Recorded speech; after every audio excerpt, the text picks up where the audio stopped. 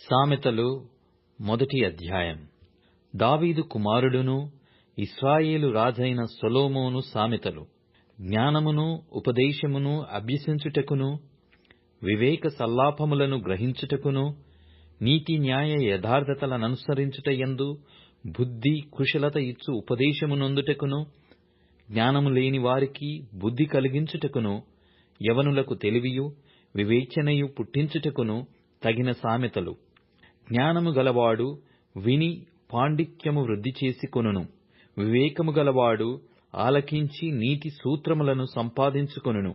వీటిచేత సామెతలను, భావసూచక విషయములను, జ్ఞానుల మాటలను, వారు చెప్పిన గూఢవాక్యములను జనులు గ్రహించుదురు.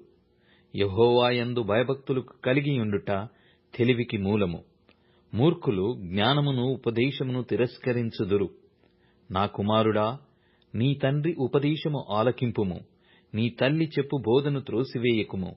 అవి నీ తలకు సొగసైన మాలికయు, నీ కంఠమునకు హారములనై యుండును.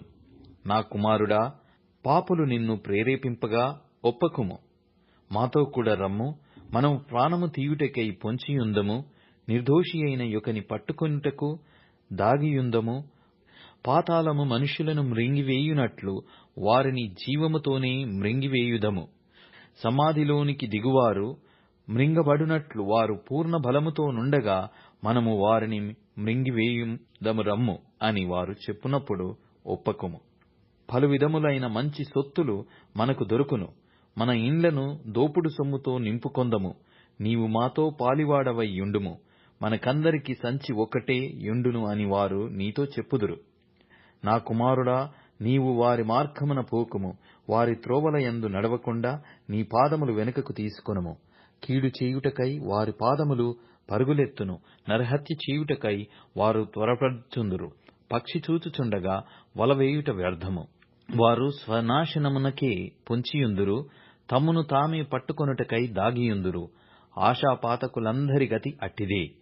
దానిని స్వీకరించు వారి ప్రాణము అది తీయును. జ్ఞానము వీధులలో కేకలు వేయుచున్నది.